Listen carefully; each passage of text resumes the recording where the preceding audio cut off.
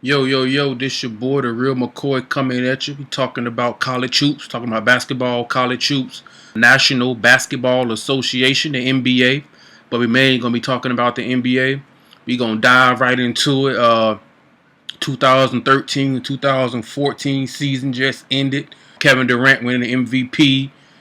You had a rematch of the NBA Finals. The last time we had a rematch in the NBA Finals was a 1997-1998 seasons with Michael Jordan, Scottie Pippen, Dennis Rodman, Chicago Bulls going up against John Stockton, Karl Malone, Jeff Hornacek, Byron Ross, all those guys in the Utah Jazz. We had a repeat between the San Antonio Spurs and the Miami Heat. Congratulations to the San Antonio Spurs for winning the fifth NBA championship in franchise history. They did so in a dominant fashion, very dominant. The Spurs felt like they should have been repeating as champion, coming back defending the championship. They were about 30 seconds away in the 2013 NBA Finals against the Miami Heat. They were about 28, 30 seconds away, something like that, of winning it last year. Kawhi Leonard and Tony Parker missed a few clutch free throws down the stretch. It kind of it cost them Game 6 down in Miami. Then they ended up losing Game 7, as we all know. Last season, my personal opinion, I actually picked the Spurs to beat the Heat. I thought they were the more complete overall team, the better team compared to Miami Heats, who are mainly top heavy talent. And to me, last season's finals was a coin toss. It was a coin flip. But I picked the Spurs. This year it wasn't a coin flip for me. I felt I was telling my dad and my daddy, I was telling my brothers, I felt very confident that the Spurs were gonna beat the Heat this time. I picked them in 6, but I thought it was gonna be maybe not it wasn't gonna be I didn't think it was gonna be dominant the way they dominated them in the finals. But I did think that they were gonna show in the 6 game series that they were clearly the better team than Miami. I thought they were going to make that obvious. But they went out and beat them in 5 games, and it was a dominating 5 games.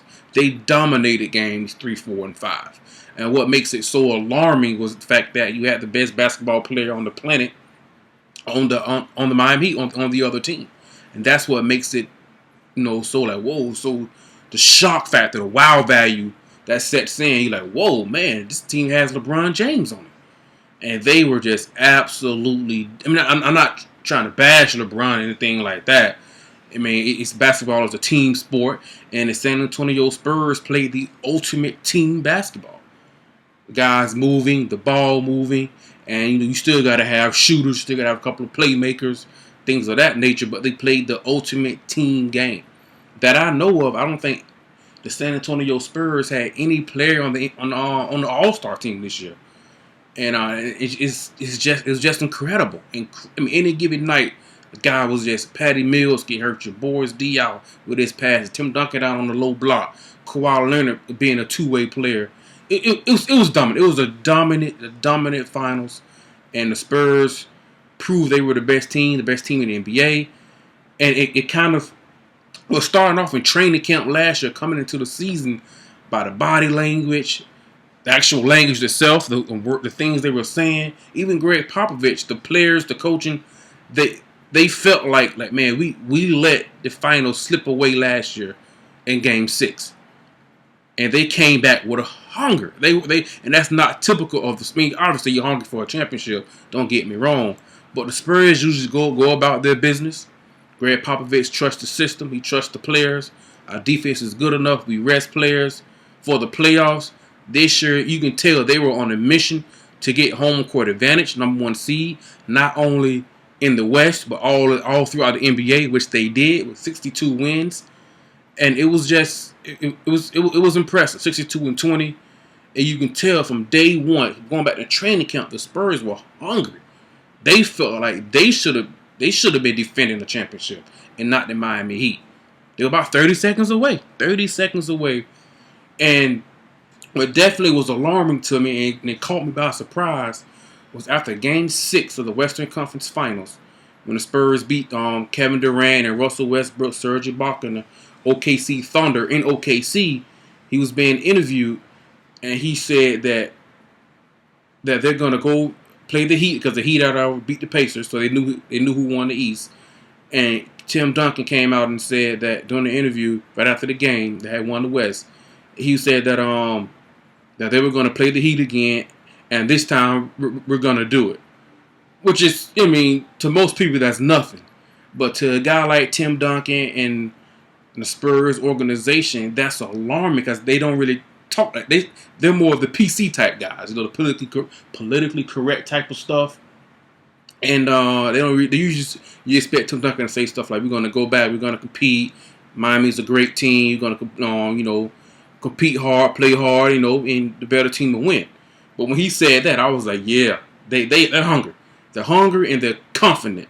And when you mix in those two things, obviously with coaching and talent, that can take you a long way. And it was dominant. They completely dominated LeBron James, D Wade, Chris Bosh, and the Miami Heat. I mean, it was just like, how did Miami even make it this far? But anyway, congratulations to the San Antonio Spurs. Great year, phenomenal year, in dominant fashion, complete dominance. I mean, the Miami Heat, their bench was exposed. The lack thereof, should I say. It was totally exposed. D Wade, I'm not going to say I got too much respect for D Wade to say he was exposed, but you can definitely make the case he's on the downhill of his career. His career was mainly slash and penetration, getting to the lane. He can't blow by his defenders anymore. He just doesn't have it. I mean, maybe it's his knee. I don't know. Maybe it's his knee is that serious to where his game is taking a big, huge hit. He could come back completely healthy next year. But I'm not saying that Dwayne Wade is, he's an average NBA player. He's above average NBA. You know what I mean? He's still in the top 5 as far as shooting guards in the NBA. With a healthy Kobe and James Harden. You know what I mean? He's right there. Monte Ellis, other guys. It's a few names on the top of my head. Klay Thompson in Golden State maybe, but his field goal percentage, he still shot the ball at around 50%. Very good for field goal percentage. It's just that his points per game, his numbers he's putting up are down, which it happens. What I mean, at this point in his career. But yeah. So and LeBron, he left Miami and went to Cleveland. We'll get into that a little bit later. But right now we're gonna talking about Kawhi Leonard. The NBA Finals was a breaking out party for Kawhi Leonard. We kind of knew who he was last year. He had some moments last year in the finals, but he wasn't as aggressive as he probably could have been, should have been, as the players and teammates wanted, as Greg Popovich wanted him to be more assertive. I don't think he felt confident in himself because he knew he was playing with a championship type of franchise. He wasn't ready to take on that role just. He's young, take on that role just yet. But this year, he was like, I'm gonna step on the stage. He's very quiet. He don't say much. Step on the big stage. I'm gonna prove myself and what I can do. Greg Popovich wanted him to be assertive, wanted him to be aggressive. Tim Duncan, who's won regular season and Finals MVP. Tony Parker, who's won a Finals MVP, told him, man, be assertive, be aggressive, and go up. Compete, battle with LeBron. You know what I mean? And that's what he did. He had some great moments against LeBron. Made it tough for LeBron. I mean, LeBron is LeBron. You know what I mean? LeBron's gonna do what LeBron does. Don't get me wrong. I'm not saying he shut him down, but he you know what I mean? Athleticism, they're on the same playing field. Obviously, when you break down the numbers, LeBron's a better player. He's the best player in the world, in my opinion. And most people would agree with that. But Kawhi Leonard, it was a breakout party for him. He showed everybody, hey, in the NBA, I'm putting you on notice. I'm a two-way player. I don't just play offense. I don't just play defense. I'm a force to be reckoned with on both ends. And once he starts to develop, a better offensive game, I think that he's perfect in the Spurs system that he's in. I don't think he's a one-on-one player, get me the ball and everybody get out of my way. I don't think he's that type of talent offensively yet. But in that system, he can shine, which he did. But he's Finals MVP. And he showed that. I mean, he's one of the rare two-way players, especially on the perimeter. At the small forward, as far as two-way players, you probably got Kawhi Leonard, Paul George on the Indiana Pacers, and LeBron James. And as far as, and you got no Dwight Howard, but he's a big man as far as perimeter. Those are just a few names of Andre Iguodala, but he's not as skilled offensively as those guys are. And but that's just a few names off the top of my head. But yeah, he's there. He's there now. He's put the NBA on notice, and soon the San Antonio Spurs is going to be his team. It's going to be all on him. And his personality definitely fits that mold, that type of franchise. Just stay on the radar, go about their business, keep making the playoffs, winning the division, best record in the NBA, and keep winning the championships, and everything else we let everybody else talk about it. We just play, and you can't argue with that. Well, anyway, congratulations to the San Antonio Spurs. Congratulations to Kawhi Leonard, Finals MVP. Very young, very talented. He's only going to improve, only going to get better. Congratulations to them. And then after the finals ended, you have the NBA draft. It was a good draft this year. I thought it was as far as depth and talent in the draft. There was a few since 2000. There were a few drafts where overall there wasn't that much talent and depth in the draft. I kept it balanced. A lot of drafts just top heavy. But this draft, I personally felt that it was pretty deep as far as talent. You got Joel Embiid, the big man, the center from Kansas. He was obviously teammates, #1 overall pick, but I'm gonna get into that later. Joel Embiid was getting comparisons to the Dream. I was like, whoa, and Hakeem Olajuwon, and I was like, wait a minute. I mean, Hakeem Olajuwon has the best low post footwork in NBA history. Some people may argue, but I don't think it's no argument. The best low post footwork in NBA history. You had some big scores on a low block, like a Wilt Chamberlain could score. But he used his size in a different area and his strength. Kareem Abdul-Jabbar was a great scorer on a low block, but he had the sky hook. His height, his arm length, that shot was basically unblockable. You couldn't block it. Shaq scored in a different way with his strength, power. He was athletic when he's young in his career. Very athletic, very strong, very powerful. Yeah, David Robinson, Patrick Ewing, they were everyday big men. But Hakeem Olajuwon, he had his footwork on the low post reminded you of a speedy point guard on the perimeter. I mean, his footwork was amazing, absolutely amazing. So when I saw him, they were comparing Joel Embiid to Olajuwon, I was like, well, wait a minute. So I know I'm the type of person, I just don't believe everything you hear, you know what I mean? I got to go look this up because I got so much respect and love and admiration for Hakeem for that reason because of his footwork. It was just amazing. And so I went back and I looked. Man, I seen Joel. I seen Kansas play. I'm a Duke Blue Devil fan personally, college basketball personally. So I saw them. I saw Kansas and Duke play. And I saw a few other games Joel Embiid played in the Big 12.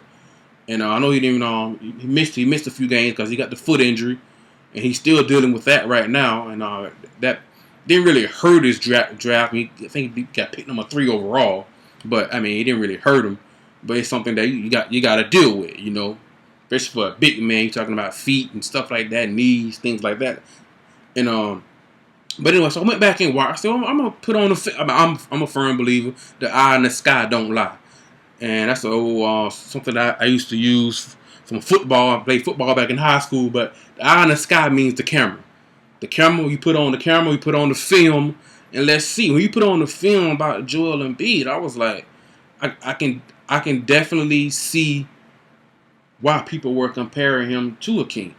The footwork is there, very impressive. Can score with his back to the basket. I mean, it's not at Hakeem's level, obviously, but you can see the comparison. You can see that he can turn around. He can do a face-up. He can go and knock down a 15 to 18-foot jump shot. And I believe he actually hit a college 3-pointer, if I'm not mistaken. And I believe that's about 19, 20 feet, something like that. Maybe a little bit shorter than NBA, 23 feet. But he can hit that jumper out there.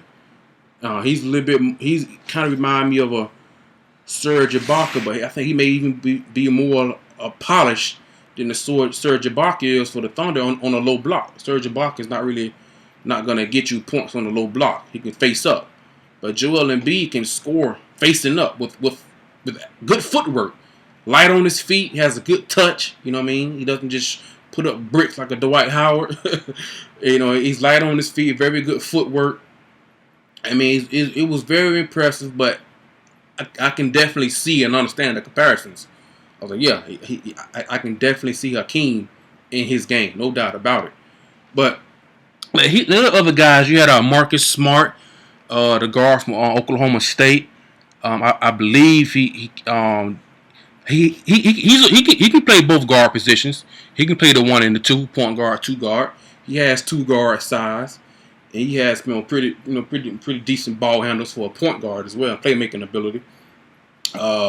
Very smart, very intelligent. He's very strong. Upper body strength for his position, very, very strong. A very good on-ball defender. He's not going to turn the ball over, things like that. So yeah, he's going to be a solid point. He's not going to wow you with athleticism. He's not going to wow you with playmaking and things like that. But he's solid. He's solid. A solid basketball player. You can't argue with that. Not at all. You got Dante Exum. I believe I'm saying his name correct. A point guard from he played with our Australia team. Very good. He's a scoring point guard. Very athletic. He's a scorer. He has some playmaking ability. Most scorers do. He has some playmaking ability. He's going to be exciting to watch. Julius Randle. There was talk throughout this middle of the season, mainly at the beginning of the college basketball season this year, where Julius Randle could be the number 1 overall pick coming out of Kentucky. A very skilled big man, good rebounder.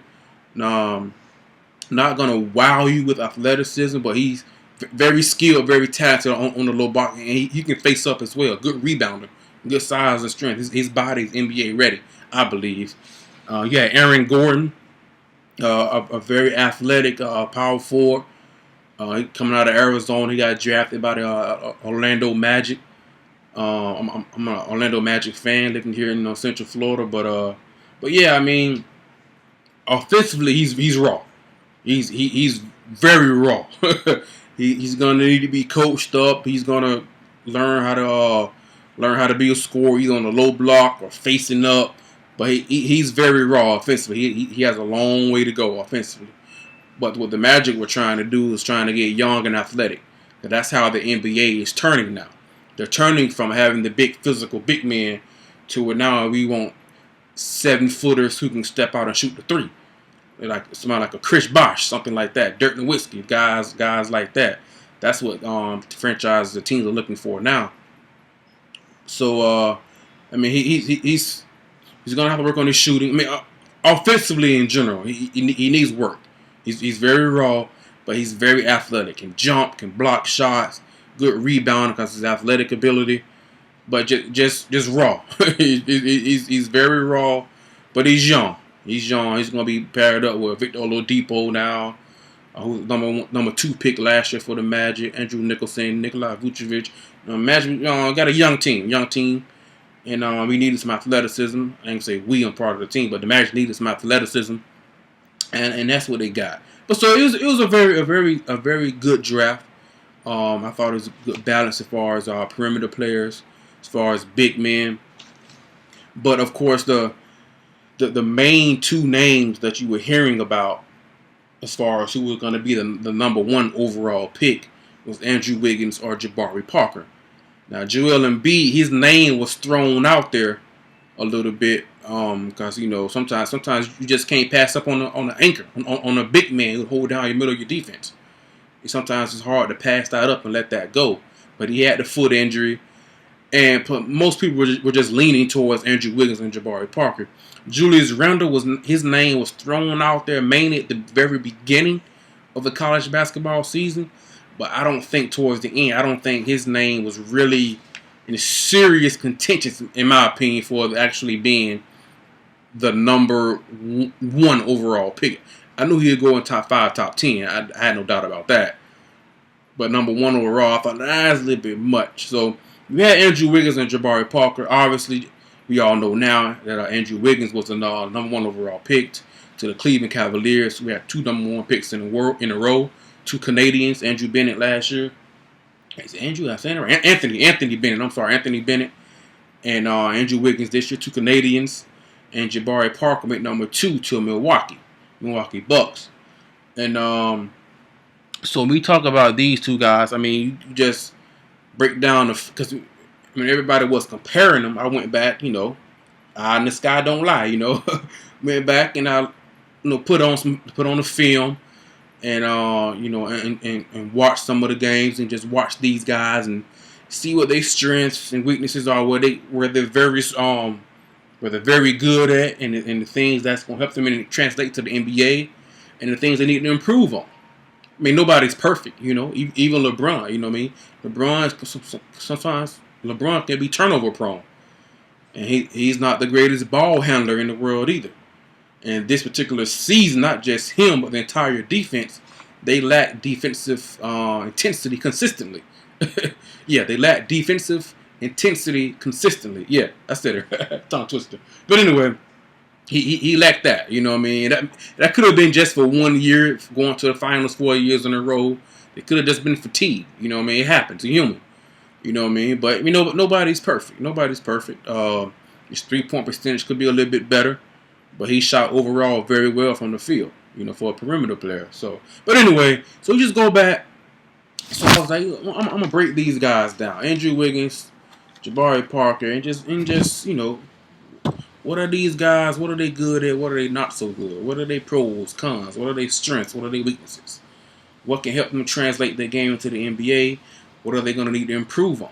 Or maybe even completely get rid of, So, but starting off with Andrew Wiggins, he's 6'8". He's listed as 200 pounds. But he has a 7-foot wingspan. I was like, whoa. that jumped off at me real quick. I mean, 7 feet. Because Dwight Howard, the most athletic, the best center in the game right now, I believe his measurables, I think he's 6'11", about 250. His wingspan is 7 feet 4 inches. Excuse me. And Andrew Wiggins was 7 feet. I was like, whoa. And that, what's the big idea? What's so crazy about that? In fact, he's a guard. That's what jumped out to me. I'm like, man, he's a guard with 7-foot wingspan. I was like, yikes. Guy got some long arms. And he's a big guard, 6'8". That's Magic Johnson type size. 6'8" guard? You should be, at least a small forward or a big man. But yeah, that's his measurements that I've seen. 6'8", 200 pounds, 7-foot wingspan. I was like, okay, yeah, that's impressive. Looking at some of his stats, he averaged about 17 points a game, right around 6 assists a game. It means 6 rebounds a game, just under 2 assists a game. He shot about 45% from the field, which is okay. That's pretty good. He shot about 34% from 3. That needs to improve. 78% free throw. It ain't bad, but I'd like to see that go up to about 82, 83. He got about just over 1 steal a game. He has the potential to get at least 2 a game in NBA. 1 block a game. Has about just over 2 turnovers a game. That'll probably drop because he probably won't be as much ball handling once he in Cleveland. We got Kyrie Irving, and now LeBron's back there too. So, and he was a consensus second-team All-American. I was like, okay, cool. I can get down with that. But here, just a list of a few things that stood out to me. Some of the things that he can improve on. You know what I mean? Not saying they're a crush or they're just, oh my God, I can't believe he's number 1 overall pick. This guy's horrible. Not saying that, but nobody's perfect. Just to pick out, some things here and there that can definitely help him. But they're all fixable things with NBA coaching. They're all things that can be fixed and worked on, which is always a good thing, So a few of his weaknesses are, one thing that stood out to me was he relies on his athleticism a little bit too much. Like as far as going up for a rebound, instead of using technique to box out, he just uses his ability to jump over guys and get the rebound. But he can kind of get away with that in college, but in the NBA you gotta be skilled. Zach Randolph is not a high flyer at all, but he averages double-digit rebounds, strength, leverage, technique, and boxing out skills. That's how you make those things. He's not athletic. People say Zach Randolph getting bad to jump over on a piece of paper. I always thought that was funny. But anyway, he's not a high flyer, but he gets double-digit rebounds all the time. So it can be done. Just get a little technique. But he's a very good rebounder for his position, though. For his position, he averaged almost 6 rebounds a game. That's pretty good for his position. And mainly because his athleticism. He's 6'8".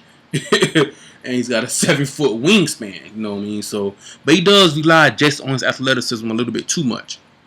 Another things are he's not a very good ball handler. He has a hard time breaking down the defense off the dribble.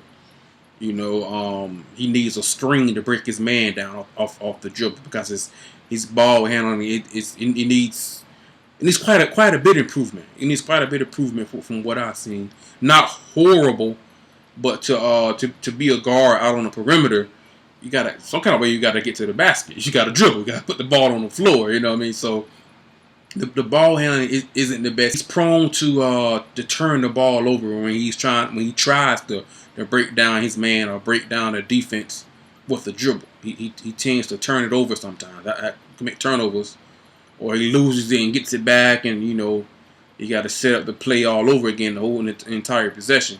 Because in college, you get 35 seconds on the shot clock. In the NBA, you only get 24. And those 11 seconds, that's a lot of time. That's a lot of time. So, but he definitely needs to improve on the ball. It's not horrible, but it can definitely improve a lot. Especially being a guard and he's not a low post scorer. So that needs to improve. He mainly only goes with his right hand when he attacks. Out of all his isolation plays that he had in college, where he went 1-on-1, he only drove left about 30% of the time. So the other 70% he was driving right. And with all this technology we got nowadays, these NBA scouts, they'll pick that up. And they'll say, hey, this guy only goes right. We'll take our chance with the other 30%. So when he plus he doesn't feel comfortable driving with his left hand. I mean, he may take one, maybe two hard dribbles, and then after that, he's pulling up, or he's shooting, or he's going up for an inside shot, a layup, or something like. He just doesn't have confidence in his left hand. That's why he's not very good going to his left. That's something that a lot of NBA players have to improve upon. Not just him. That's something a lot of players got. Even some players in the NBA, you see guys going left and they lay the ball up with their right hand. But with him, Andrew Wiggins, he doesn't feel comfortable driving to his left either. Not only finishing, but driving. What I mean by attacking the basket with his left hand. He doesn't feel comfortable, or he's not that strong attacking the basket with his left hand either. And that's something that right there is doable. That's fixable easily. You just got to put the work in. I haven't heard anything about him not having a work ethic, anything like that. And you know what I mean? So he just get in the gym. He'll be under NBA coaching. He's got LeBron there to put the work in with him. And and that'll all work out fine. Being able to go on left. But it is something that it's not that strong. That he needs to put the work in and improve on that. No doubt about that. Another thing is he's not a very good playmaker as far as dribble penetration, drive, and kick, or come off a pick and roll and get his big man, or kick it out for one of his teammates for an easy shot. He tends to turn the ball over in those type of situations. He's not a very. It's either I'm driving to score. That's really about it. I'm not driving to make the defense collapse and kick it out. That's not who he is. His court vision isn't that good. Playmaking ability isn't that good, especially going left. Has a hard time driving and passing out, kicking for a good, accurate right into the guy's pocket for a shot. You know what I mean?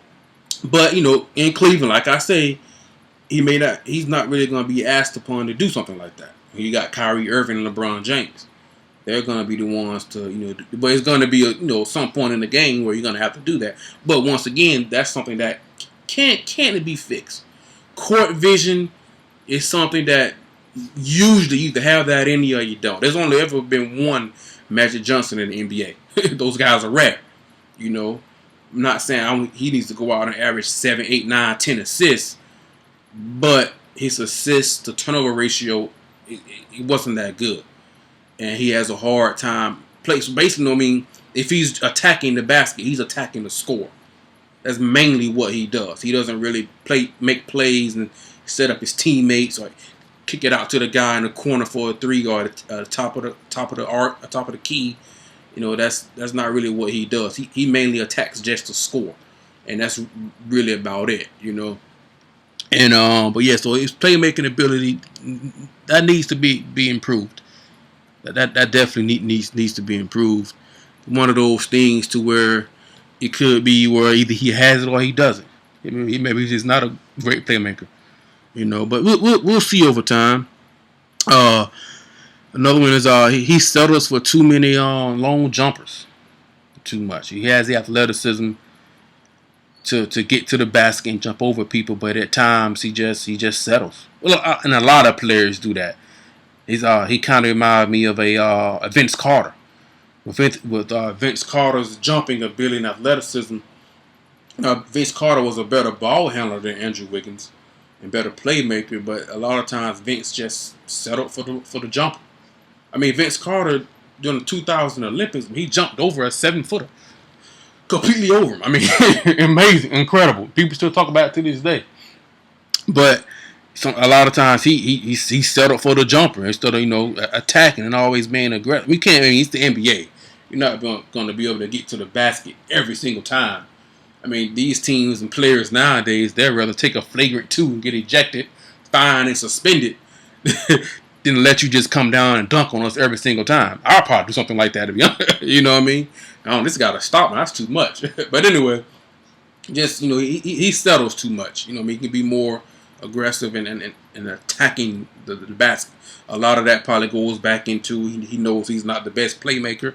He also doesn't feel comfortable, not that good going left, making go to his left hand. So that's something that he can work on. And because he's 6'8", but he's only 200 pounds, so he has a very thin, skinny frame.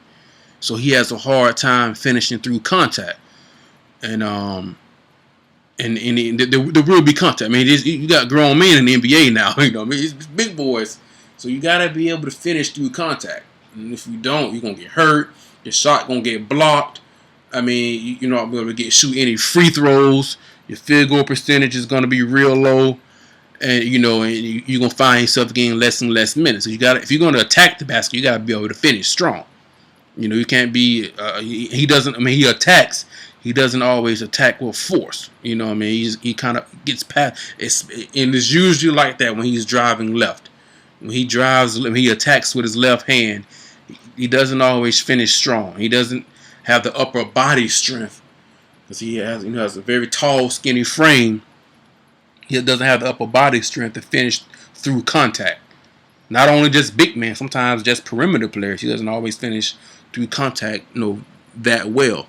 But that's easily can be fixed. You're in the NBA now. You can get NBA weightlifting. So they'll bulk him up. They'll get him in the weight room, get him strong, get him bulked up. Be strong for his position, and yeah, that's something that that can definitely be. That'll come with over time. That'll come with confidence and putting the work in, going left, and being able to finish through contact, get that bump, and go to the free throw line, finish through contact. But he definitely needs to get in the weight room. Yeah, no doubt about it. Upper body and lower body. He definitely needs to get into the weight room. No doubt. And he needs work from the 3-point. He wasn't a good 3-point shooter in college. And the college is not NBA. So it's not horrible, but it can be improved. It can definitely be improved. And he can be very passive at times, not always looking to be the guy.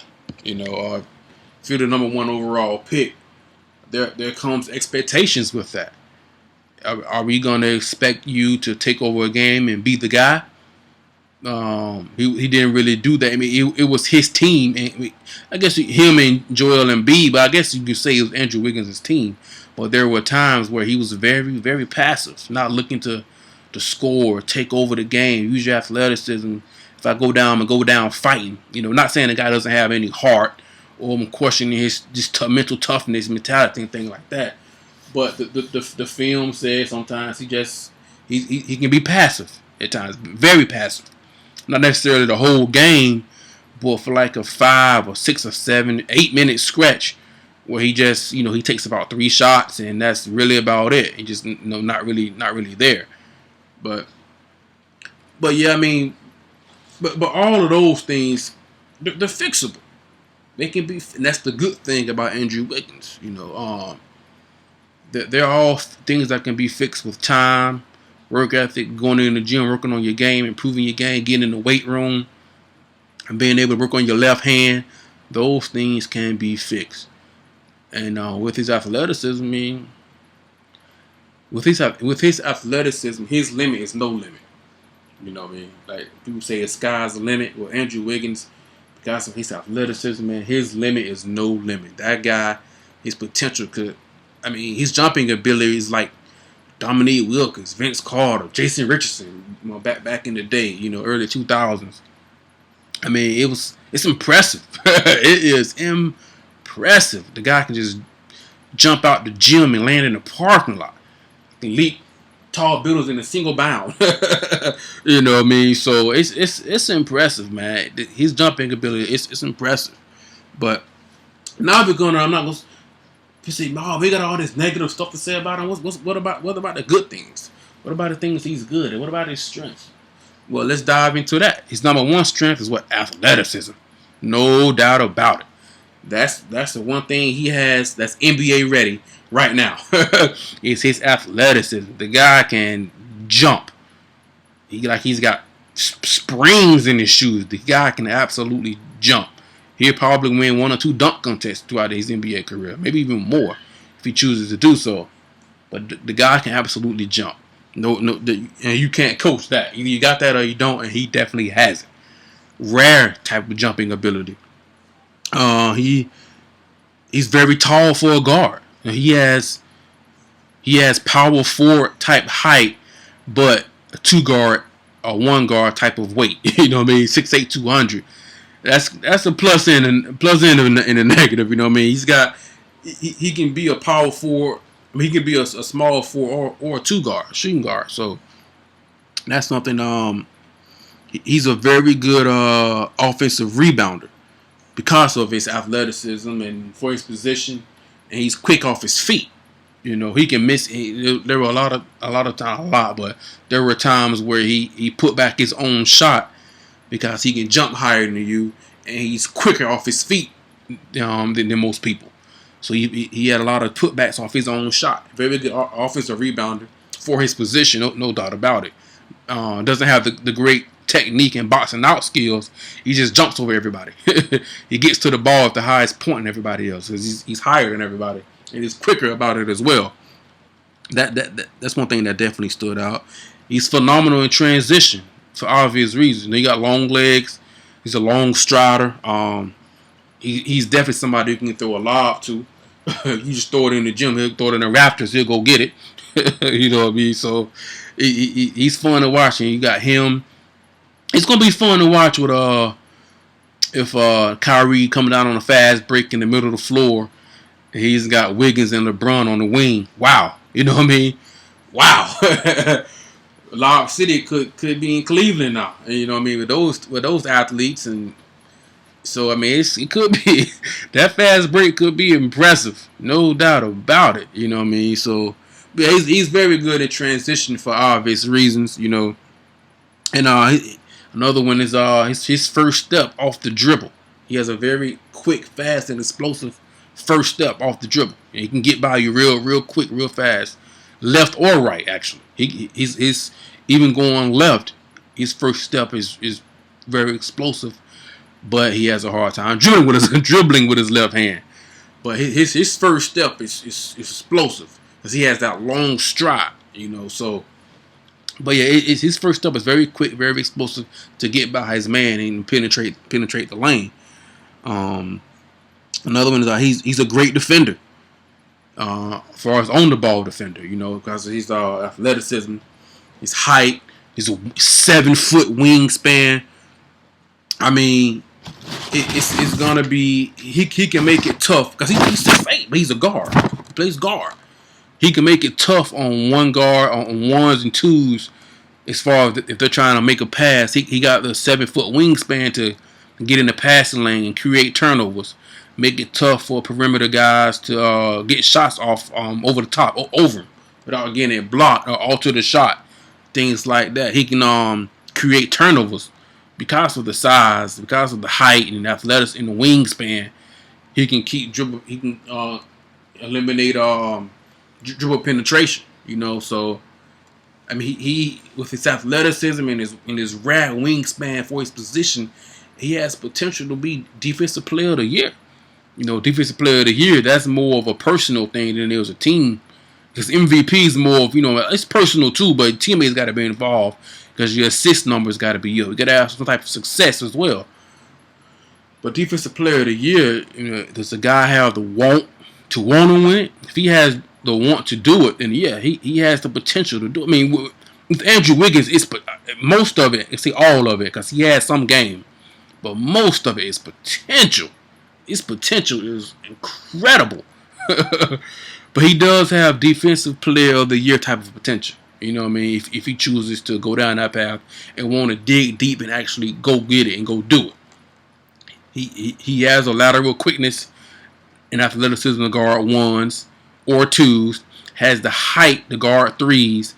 Not necessarily the bulk yet or the girth or the strength to guard threes. He has a height to guard power fours. It's 6'8". Down on a low block, but he don't have the strength. He doesn't have the upper body strength or the lower body. If he can develop that and get stronger, which I don't see why he can't. Just get in there, get on a workout plan, get with your strength and conditioning coach. You know, you get an NBA type coaching, NBA type of facilities to work out in and things like that, treatment. So I don't see why not. If he can get that up and get his strength up, this guy can be like a LeBron where he can guard 1 through 4 easily. You know what I mean? He's got the height to do it, athleticism to do it. He can guard 1 through 4, you know, easily. You know what I mean? That's what I believe, you know. So, no, I mean, there's no doubt about that. If he wants to be defensive player of the year, hey, go get it. Go get it, man. His limit is no limit. So go do it. He's he has a pretty quick release. Not as quick as like Ray Allen and anything like that, but it's pretty good. Sometimes his shots, his jumpers get a little stiff sometimes, but he has a quick release. Not likely to get his shots blocked because of his height and his jumping ability, his vertical jumping ability. He gets a real good arc on the shot, but it gets a little inconsistent sometimes. He's a better spot up shooter than off the dribble. So he's gonna have a lot of spot up shots with Kyrie and LeBron penetrating the lane. They're gonna kick it out to him. He's gonna get a lot of opportunities to be a spot up shooter. His off the dribble game is not. It needs improvement. It definitely even when he attacks to the right, it can definitely be improved. You know, one of the weaknesses I forgot to go over earlier was that he only has, as far as his offensive game, is not very versatile. He only really has 3 moves. He's got a crossover, which everybody can cross it over. A crossover, he does a spinning move, and he got a step back. But now his step back jumper is lethal. I mean, usually when you think of ankle breakers, you think of somebody like Allen Iverson crossing somebody up, or somebody having Kyrie Irving or a Tim Hardaway type of handles. You know what I mean? They can do an inside-out crossover, inside-out behind the back, then crossover in front and between the legs, and your ankle's broke. But Andrew Wiggins, his step-back jumper can be an ankle breaker. I mean, he does it so quick. You know, he'll be attacking and you step back on you. And because he has that long stride, he creates so much separation when he does it. I mean, I was like, whoa, that definitely jumped out to me. I never seen anybody. I mean, you see a guy who, everybody does step backs in it. You can go out and pick up a basketball right now and do a step back jumper, but most guys do it for separation. His step back is so quick that it can be an ankle breaker. That's rare. I mean, I've never seen anybody whose step back has the potential to break an ankle. I'm like, whoa, he just does it. He attacks the back. Bow, he just steps back. Like, whoa, he just does it real quick. And before, because he's 6'8", he has guards guarding him, you know what I mean? And his jumping ability, there's no chance of blocking it at all. So, but his step, he doesn't have, he's got those 3 basic moves: the crossover, the spin move, where he usually spins, where he goes in between his legs, left to right, and he spins back to his left. He spin move, and he's got that step back. Lethal, man, it's lethal. Very serious step back, man. It can go just going on and on about it, but multiple positions. Got me going through my list here. I mean, he's going to be a 2-way player, in my opinion. I think he has the potential to be a very good 2-way player, kind of like a LeBron, a Paul George with the Indiana Pacers, or the Finals MVP Kawhi Leonard. A very good 2-way player. You know what I mean? He's a force on both ends of the floor, blocking shots coming from the weak side of the floor. A very good on-ball defender. He doesn't get beat easily, or if at all. But with the NBA rules now, it's tough to not allow a guy to get dribble penetration. But so with his lateral quickness, athleticism, with his wingspan, with his jumping ability, I mean, he's gonna be I believe, if he wants, he puts it into it. If he puts the work into it and the heart into it, to want to go do it, no doubt about it, he can be a 2-way player. No doubt. And the number one thing for him, like I've said it before, his potential. His potential is unlimited. His limit is no limit on the basketball floor. He can do it all. He can absolutely do it all. Offensively, he's not as well rounded as Jabari Parker. We're going to get in Jabari real quick here, but if he can get an offensive game, I mean, I'm not necessarily saying he got a score like Michael Jordan or a Kobe, but just give me 20 points a game or something like that to go along with it. I mean, his limit is no limit because his athleticism is amazing. His athleticism jumps off the TV screen like, whoa. You know what I mean? So, but yeah, I just keep saying that about him. His limit is no limit. No limit on what this guy can do and capable of on the basketball floor, on the court. Because the weaknesses in the that I did say, they're all things that can be fixed. I mean, you know what I mean?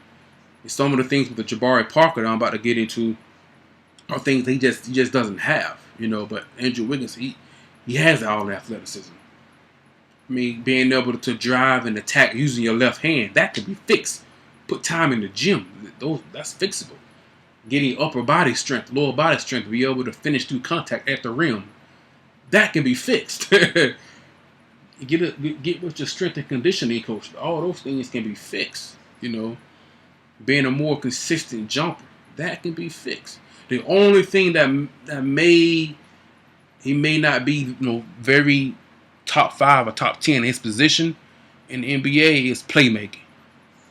That's something that I don't know if he'll be able. You can work on it. Don't get me wrong. I'm not saying that's what you see is what you get. I mean, he can definitely improve, no doubt about it. But as far as playmaking, I mean, I don't. I mean, that's rare. Magic Johnson is rare. LeBron James' playmaking ability is rare. Those type of things they're rare. And I'm not just talking about just assist numbers, just being able to penetrate the lane and drive and kick, keep the ball moving without penetrating the lane, and then you create a turnover because your ball handling, your playmaking is not, it's not as good as it should be. But for Andrew Wiggins, his limit is no limit. That's his limit. I can say it over and over. Probably saying it too much. I'm saying it one more time now. That's going to be it. Andrew Wiggins' limit is no limit on the basketball court. But yeah, so then we're gonna go into the number 2 overall pick, Jabari Parker. He went to the Milwaukee Bucks. He seemed very excited to be there. Surprisingly, he looked, for me, just my honest, humble, personal opinion. Andrew Wiggins looked very happy. Like, yeah, you know what I mean.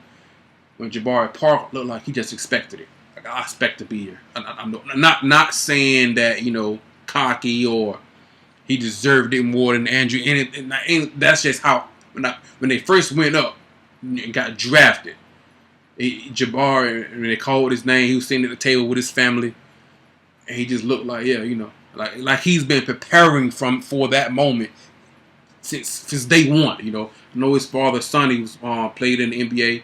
He's a legend up in Chicago. I mean, I've never been to Chicago, but man, that's what the things that people are saying back behind the scenes. But it just seemed like he was groomed for that moment. It's just, this is what I expected. And there's no surprise here. Don't get me wrong. They showed him crying. Backstage, things like that. It's a special moment. I mean, you put all the hard work in. Times where his parents were very strict on grades. He couldn't play unless he had at least a B average, which is impressive. A lot of days, parents, they don't really care. Hey, my child be my ticket to rich and famous. My ticket out of here. So, but so it's times he came home, do homework, had to go to practice, and things like that. Going to college. I mean, he's not the only one to go through it. But you put the work in, and you finally they call your name. Hey man, let your emotions go. It's a proud moment. You put the hard work in. Hard work paid off. So it is nothing to be ashamed or embarrassed about, anything like that. He made it.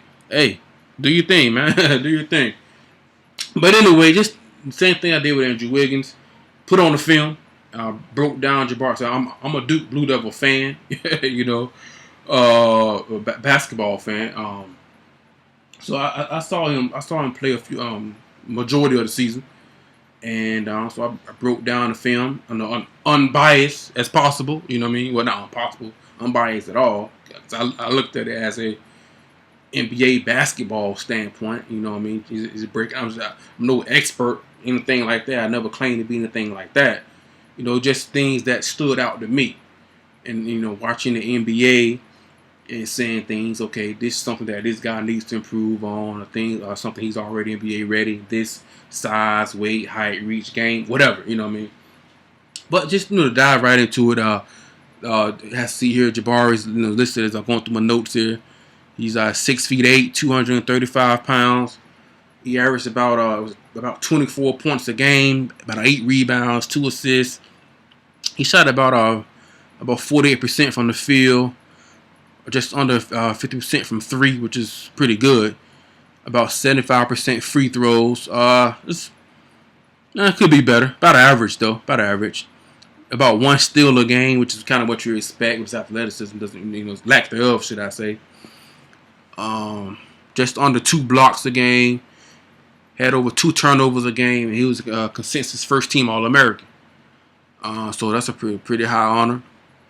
And some of the things that he can improve on, as far as going to the NBA. The first one that kind of stands out to you is he's not very athletic, and that's something that you can't necessarily improve on. I mean, it's just you can improve on doing some certain drills and workouts, but he won't ever be an Andrew Wiggins type of athleticism. He is who he is. Now his athleticism it's a bit underrated now. It is a little bit underrated, but his athleticism is not going to be something that jumps off the screen at you. That's not his game. I mean, he doesn't have that. So that's as far as his athleticism, basically what you see is what you get. He's kind of limited in that department, in that area. Not capable, of some type of improvement, but basically what you see is what you get. Another concern is his weight. A lot of people don't same thing because he get compared a lot to me. To me, he's a tad bit more athletic version of Carmelo Anthony. I mean, he's a scorer like Carmelo. The body shapes, body types are basically the same. I think they're basically the same size and weight, 230, 6'8", 235, 240, something like that. And Carmelo, he's had, I've heard chatter about his weight concern, and the same things with Jabari Parker. They don't know, maybe should he bulk up and become a power forward, or should he drop a few pounds and mainly be a small forward. I don't, when I put on the film, I don't see his weight dragging him or slowing him down, anything like that. But I have heard, some GMs, some people talking that his weight may be an issue. Same thing you heard with Carmelo Anthony, especially in his Denver days. But it's a concern. I don't think it's not as big a concern to me as it is maybe for others. But I still think he can be a productive NBA player with the weight he's at now. I wouldn't suggest he gain any weight. I think he needs to just stay basically where he's at now. I think he's listed like 235. Just stay at that weight there. Maybe even lose a little bit, Another one that he's one of his weaknesses he's limited as far as lateral quickness. That's going back to athleticism. He as far as keeping his man in front of him off the dribble, not allowing dribble penetration, his lateral quickness is limited. Just like Carmelo, for some reason, whenever I talk about Jabari Parker, Carmelo Anthony always pops in my head because they mirror each other. If you look at their college stats, they both want to play when Carmelo did lead Syracuse to a national championship. You know what I mean? So that was a little bit different. But as far as individual stats, him and Carmelo was about the same. Their game is about the same. They're both pure scores, other things like that. But that's just me. Whenever I talk about Jabari, I seem to get Carmelo in my mind. Damn, they're the same almost. Not exactly. I mean, Carmelo has proven himself at the NBA level. Jabari has yet to done that, obviously. But but their games when you put on the film, they remind me of kind of. I just think Jabari is a little bit more athletic than Carmelo. He's a tad bit more athletic than Carmelo. But his lateral quickness, he's limited. He's limited in that area. Like I said, what you see is basically what you get. He's not. I mean, he's not like not athletic at all, like a Zach Randolph. You know what I mean? But for his position, because is he going to be a small forward or a power forward? Is he going to be 3 or 4? If he's going to be a 3, he's limited. He's going to have a hard time keeping small forwards as far as on defense, limiting dribble penetration. You know what I mean? So that's a concern. I mean, most of his concerns or weaknesses are on the defensive end. My opinion, he's not a good on-ball defender or a good help defender as well. His like I was saying with Jabari Parker, he's not a very good on-ball defender or a help defender, and the main reason why, from what I've seen, sometimes he just lacks effort. He doesn't get in a good stance. He kind of just, instead of bending his knees, he kind of bends over, and that's effort. That's something that can be fixed. Believe me, that will be fixed, or you won't get much playing time. you're gonna be on the bench. So, but yeah, he lacks effort sometimes. He looks lost on a pick and roll defense.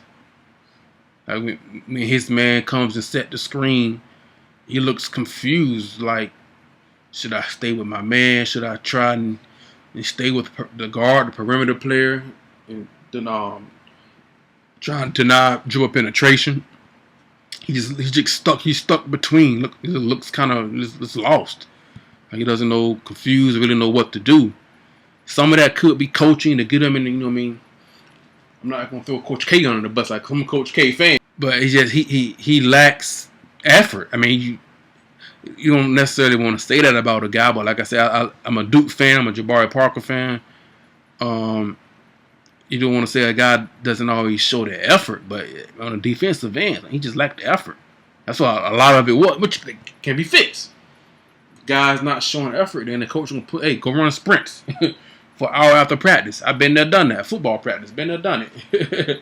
You know what I mean? So he just effort sometimes, but sometimes it wasn't effort. Sometimes he just really just looked confused and just lost on pick and roll, like he had no clue of what to do. Just completely, totally just lost on the pick and roll. And I mean, pick and rolls get ran. I mean, that's basketball, pick and roll. I mean, it may not be executed to the point as a John Stockton, Karl Malone, but I mean, every possession somebody's setting a screen. That's the pick and roll. You know what I mean? So the gist of it, that's, you know what I mean, that's the main point of it. You know, that's not, you know, everything that it is, but that's the main point of a pick and roll. But yeah, man, he looks lost. Look to me, the effort on the perimeter on the low block, you know, he allows his man to get deep, very deep positioning down on the low block with not really much fighting him off, much giving the guy a lot of resistance, just letting the guy get basically like 3 or 4 feet from the basket. He just turns around and 2 points, easy layup. You know what I mean? So I mean, you gotta effort. I mean, at least if the guy's tougher, a little bit stronger, may give up a good position sometimes, but show me fight. Show me a little effort. Show me a little fight. And he didn't always do that. No, I mean, a lot of times he didn't do that. He's gonna have an issue guarding some of the athletic small forwards off the dribble, as far as dribble penetration, lateral quickness. Its effort and motor on the defensive end has to improve. Yeah, it has to. I mean, it's kind of bothersome, you know what I mean. Being a Duke fan is looking, and then when I come back and I look at it from just a break it down type of standpoint, like, man, you didn't realize it was that bad. I knew he had issues defensively because of his athleticism. But a lot of times it was just effort. Its effort wasn't the best, and so. But as far as, you know, just on the court abilities, you know what I mean, trying to keep a small forward in front of you from dribble penetration, he's gonna have a tough time with that, because he said he lacks the general. And once again, if you want to compare him to somebody, look at Carmelo Anthony defensively. Carmelo Anthony, I don't even call Carmelo Anthony. I call him buckets. Because Carmelo gets buckets. That's what he does. You know what I mean? I get buckets. But on the defensive end, not so much. You know what I mean? He'll never be in the hunt for defensive player of the year. A lot of it is because of athleticism. Some of it is because of his effort. You know, so. But that's a perfect comparison, in my opinion. Look at Carmelo defensively, and that's kind of what you see in Jabari Parker. So, I mean, he gives a low post position. I mean, he doesn't always run back and transition on defense. He just kind of jogs, sometimes walk, and just let the play happen. I mean, it's all defense. With his height, he should be able to block more shots. But because he lacks the vertical explosion, he doesn't get as many blocks as he should. But he's capable. I definitely give him that. He's more than capable. But he is capable of doing that, getting more blocks. He needs to attack the basket more. You know, he tends to. A lot of players tend to settle. He's one of them. You know, and he doesn't always contest shots on defense. He may have a hard time. If he's playing a little power forward, he may have a hard time shooting over some of the big men in the NBA because of jumping ability. I mean, he's athleticism. It's a bit underrated. He's more athletic than people give him credit for. But it's not through the roof like a Blake Griffin type of jumping ability. You know what I mean, his athleticism is kind of once again, it's kind of like Carmelo. You know what I mean, not really down on a low block, Melo gets buckets because it's his versatile game. He's upper body strength. You know what I mean? Jabari will do that. But as far as finishing over the top, he's probably going to have a tough time with that, and maybe even get some of his shots blocked. You know what I mean? Things like that. But to me, he's a what they call a tweener. Is he a small forward? Is he a power forward? He doesn't have a lot of explosion for either position. But can he score against NBA power forwards on the low block? Because he doesn't really have great explosion. He's not that very quick and explosive and athletic ability. He just jump through the gym, things like that, and his jumping ability. Very skilled down there now. He's very skilled, but doesn't have a lot of explosion. Is he quick enough to if you don't put him at power forward, if he struggles there, then if you put him at small forward, out on the wing, is he quick enough to beat NBA wings off the dribble? Can he beat a Paul George or Kawhi Leonard, Andre Iguodala? Some of those guys are the elite exception, but average NBA small forwards, does he have the lateral quickness and the first step to beat these guys off the dribble? Now, he can get to the basket because of his skills, his fundamentals, but as far as just athleticism, he may take some time to figure that out. He may struggle in that department. It's a concern. It's a concern. But Carmelo led this league in scoring, so it can be done. It's not impossible, but it's a concern. And who does he guard? Does he guard threes, small forward? Does he guard fours, power forward? Does he have the lateral quickness to guard threes on the perimeter?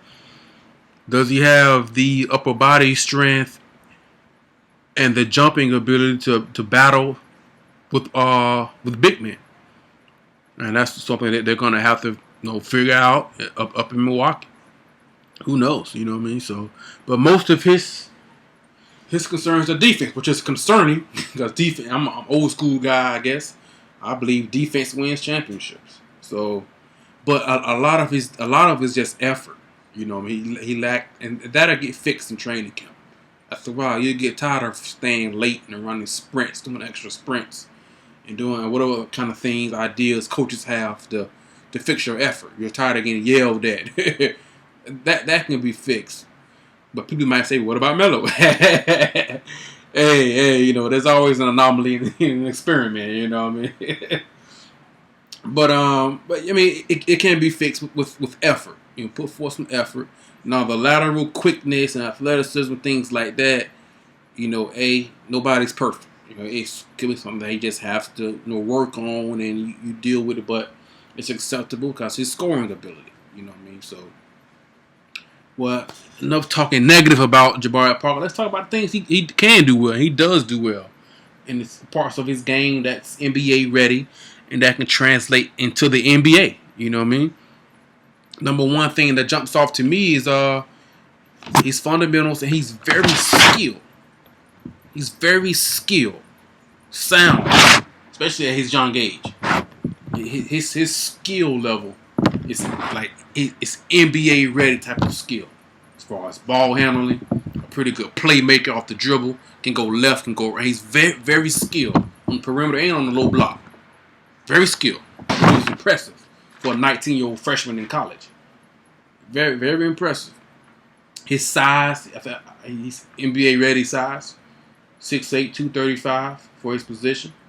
I personally believe he's going to play small forward, in my opinion. But very, very skilled. Very, very skilled, very good NBA size. Good upper body strength. Pretty good lower body strength as well. He can score down on the low block, no problems. For his size and the lack thereof athleticism, so they say, he moves around the court very well. Better than, like I said, I believe his athleticism is a bit underrated. You know what I mean? People, he was coming out of the draft, people were saying things like he had no kind of athleticism at all. I mean, he his athleticism is good enough to compete. He can compete. It's not one of his strengths now. It's not one of his things he can just, I can hang my hat on this and feel comfortable and confident. Excuse me. That's not the case at all. But it's better and more athletic than you think. It's not as bad as a lot of people may put it out to be. You know what I mean? It's a tad bit underrated. It's good. It's good enough though. He moves well for his size. He has a 7-foot wingspan as well, which is for a guy his size. That's pretty good. That's pretty good.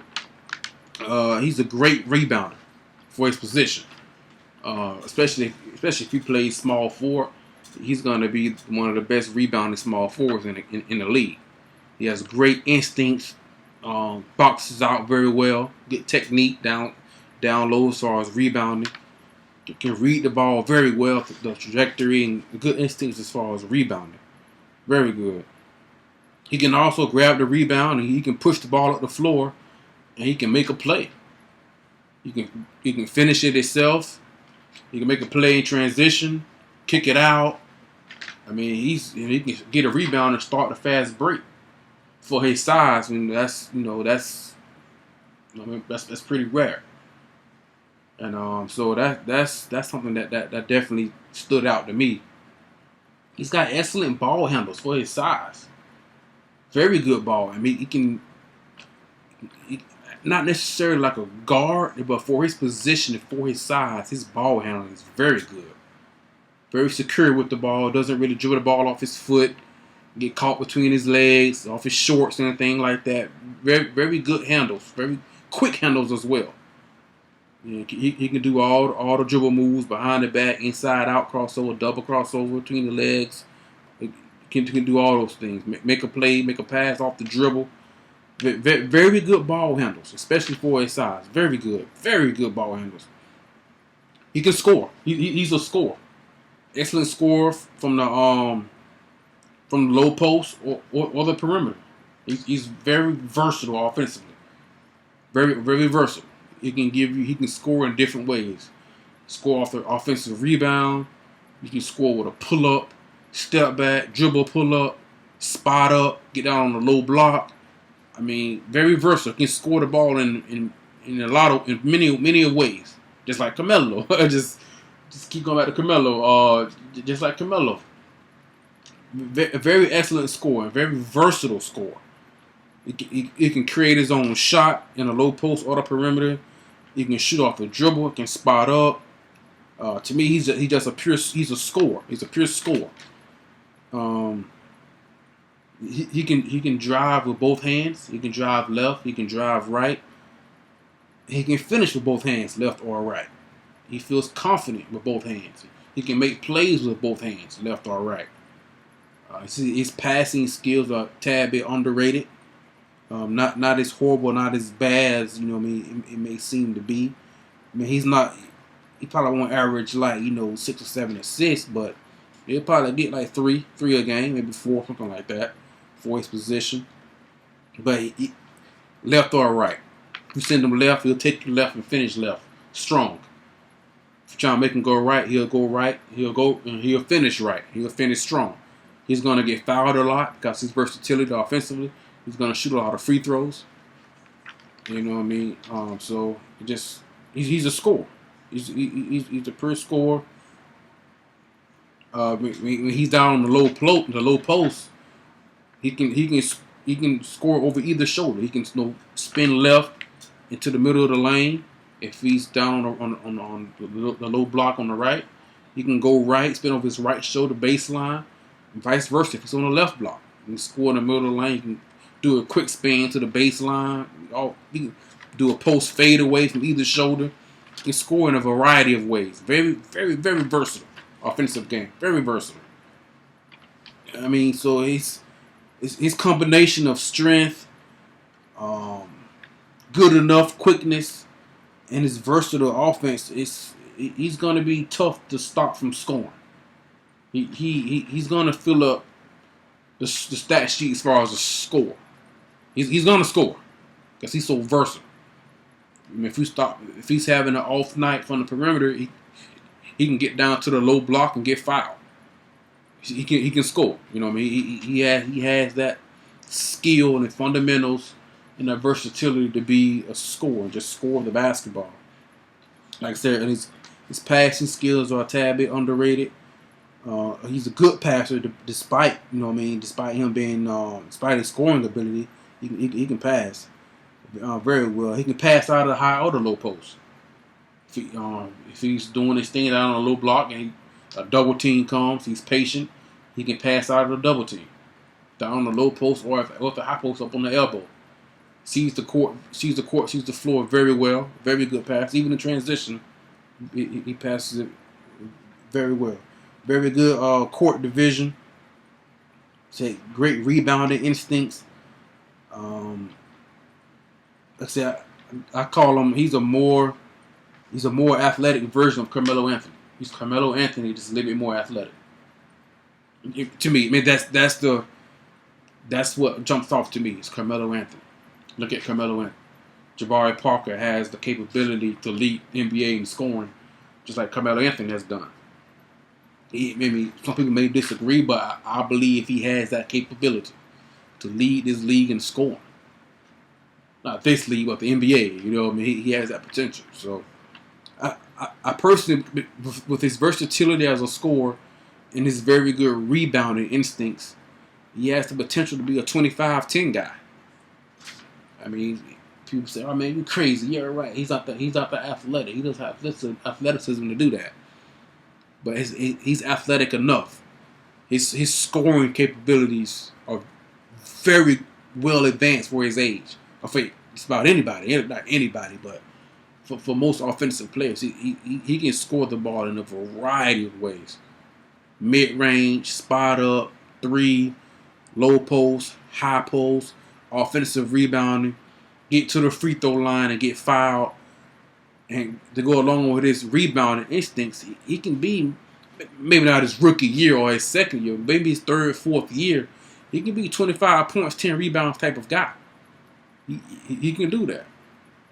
I don't know if anybody in the NBA even does that. Maybe Kevin Love, who averages 25 and 10.